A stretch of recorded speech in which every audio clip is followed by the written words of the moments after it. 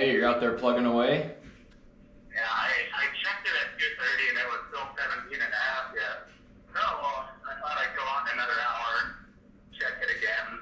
I guess if it get anywhere close to 16, I'll probably go. Okay. You're gonna check it again at like 4 or something? Yeah, probably 4:30. I'll come over there then. Okay, Bye.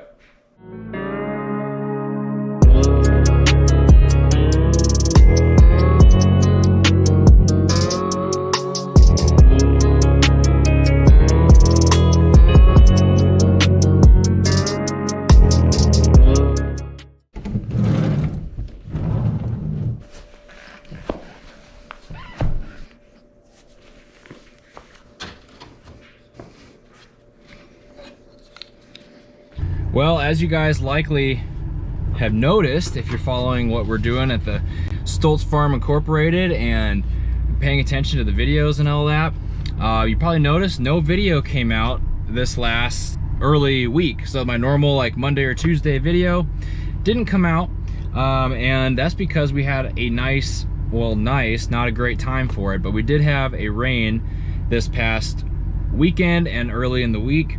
So everything's still a little bit wet, and that's kind of how it goes. You know, we cut down the barley, and I think even in the cutting video, I said something along the lines of that you don't want it to get rained on when it's down there, but it didn't even rain too much, but it's just having a little bit of a problem drying off, whether it's some of the fog we've been having, just not enough sun and wind to dry off those swaths, but it's still not quite ready to go. You heard on the phone call, my dad said it's about 17 a couple hours ago, which it definitely should be more around at least under 16, if not even lower, around 15. So we haven't really got much combining done after that first field we completed. So we're gonna do a couple odd jobs, just kind of killing some time until we can test the barley again and hopefully get a few hours of combining in tonight. I'll take you guys along for that. Stay tuned for another video. Thank you for joining me.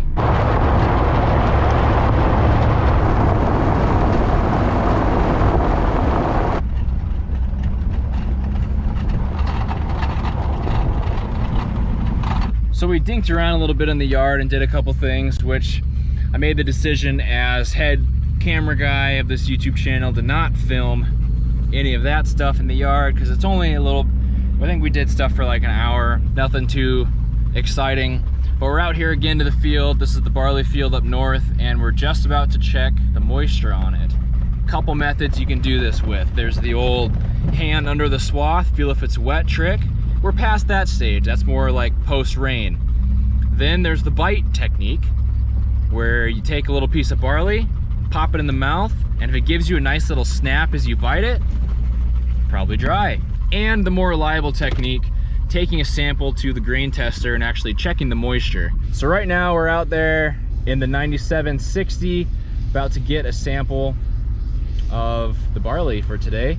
Like I said before, it was like 17. And with our fans that we can dry grain in the bins, we could take it at 16, which would probably be good to do since it might rain in a couple days. We got to finish this field by then. So the pressure's on to get this stuff up kind of where you don't want to be when you have swaths laying on the ground. We're starting the first swath though.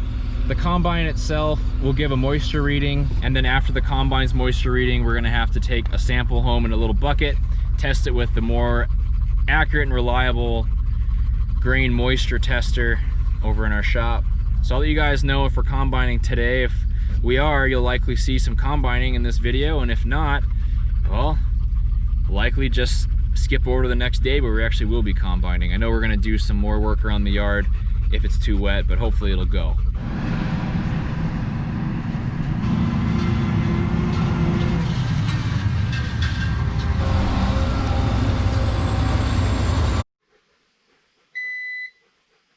Well, you saw it here first, folks. The combine was actually testing the moisture at like 15.5 to 17. It kind of was fluctuating up and down. Just tested it with this moisture tester in here in the shop, and we had 15.8.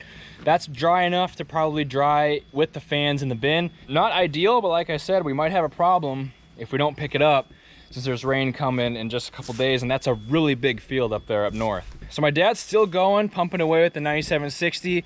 My brother, Michael, just went up north as well with the pickup to start with the 9610. We're on grain cart duty today, so I think I said this in the equipment tour. Sometimes, you know, if you really want to speed up the process, you got to take the cart to the combines, especially in fields that big, but also just drive alongside of the combine while it's combining so you can unload and save a lot of time. So we're gonna do that today. We're gonna be getting the loads from the combines, dumping them into the semis, probably for a few hours. It's about 5 right now, and we're probably gonna go until like 8 or 8:30 tonight. So cart duty it is. We're gonna take the Kenworth truck up to the field and get started. Stay tuned.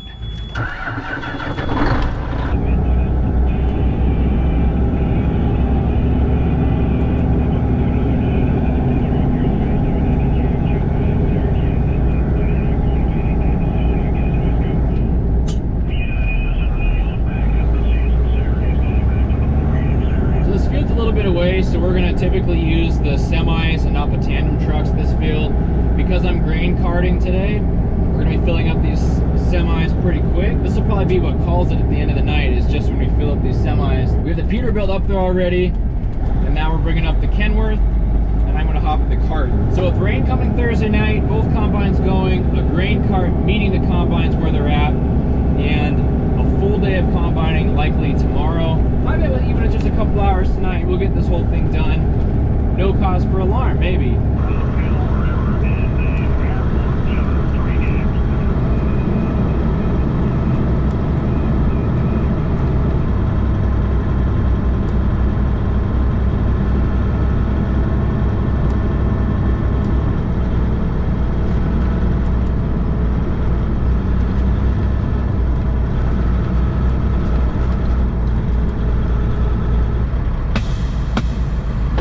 Well, Piper and me made it in one piece. And it's not every day here that we have a cart driver to get right up next to the combines like this. So we're going off on the far end of the field. You can see this is our little road right here. This is on the south side of the field.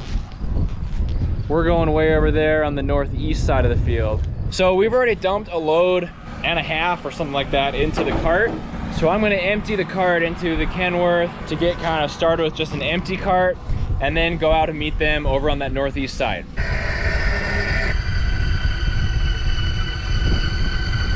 Here's today's ride.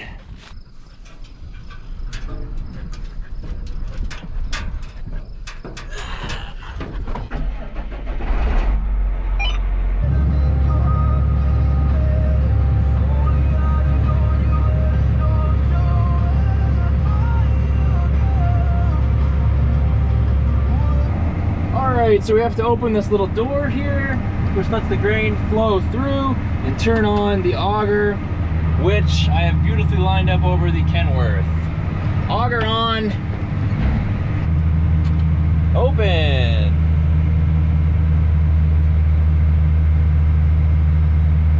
We can actually adjust that spout too, up and down. I'm a little far away because I'm on the tarp side, so I put it up a little bit. Try to center that just a little bit. I'm a little bit too far away, but it'll be fine since this isn't a full cart. This was my dad's load that he put in here, and my brother drove the pickup up here to start combining, so he's probably almost full. We're gonna head over to him in the northeast corner of the field right after this is finished unloading, and we should be able to kind of catch him and start this whole process. Load is finished. Told you it wasn't very much, just a quick little dump. This little dog here is hitting my knee, so I think she needs some water. So we'll take care of her and then go take care of my brother's combine.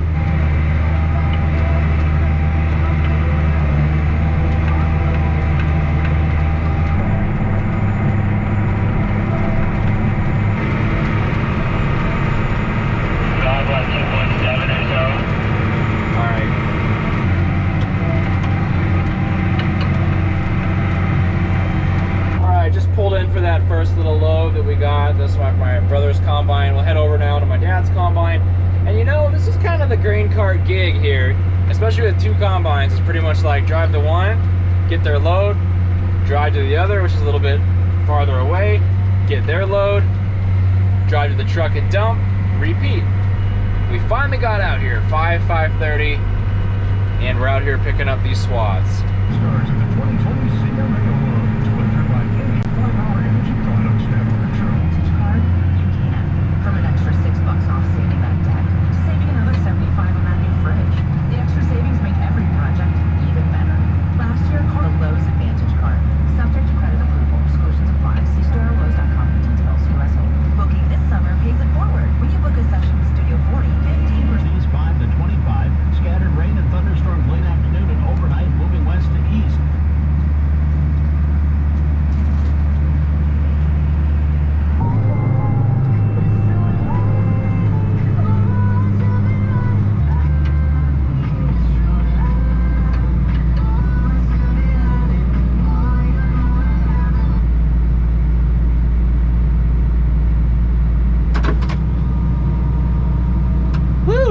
fill up fast when it starts filling. Sheesh. Fill a little bit there. Shut her off. Still got to put some in the back, I guess. The cart's big. It does not take very much to fill up this truck.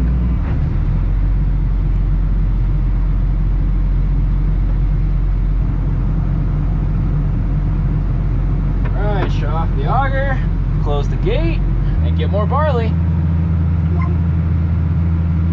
Alright, this one we're not so fancy where we got to pull up next to the combine moving because there's a little bit of a barrier of swaths there, so I'm just stopped here getting this load.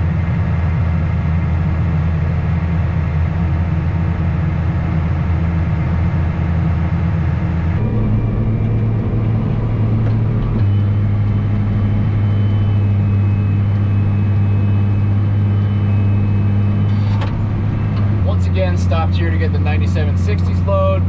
Now we gotta go dump again after this. These were pretty full hoppers. Looks like we're making pretty good progress on this field. I'd show you guys, but I don't really know if you'd be able to see the swaths and all that. It does save a lot of time, you know, not have to drive the combines back and forth. May not seem like a big difference from 5 miles an hour up to 8 miles an hour, but it does when you have to stop combining to go all the way over to the truck.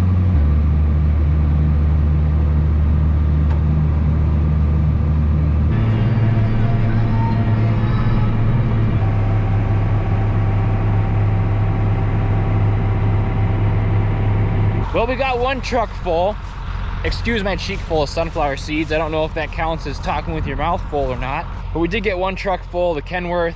Now I'm here to move the Peterbilt. So we got to open the tarp on this guy, pull it into the field a little bit so I have room to dump, and then go get another couple loads.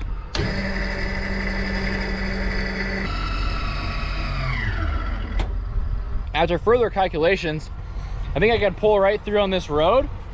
If I pull through and then back up to dump in the truck this way, and then back up with the grain cart to dump in the truck, that'll save me the trouble of backing up the truck and putting in the field. We got a full combine over on the north side of this field. Gotta go get it.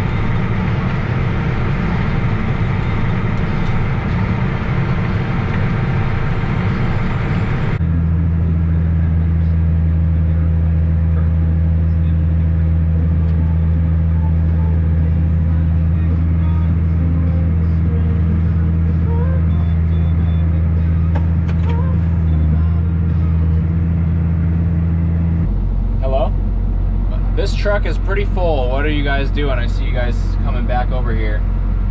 Yep. Is there room in the cart for our hopper? The cart's empty. Yeah, the truck is just getting pretty full now. We'll empty our hopper. I'll take the Peterbilt home. Make sure the cart doesn't hurt up before we leave. All right. Bye. Is there any more room in the trucks? Little bit more room in the back here, right where my auger is, but not too much. You might just want to top her off and then dump in the cart. Okay.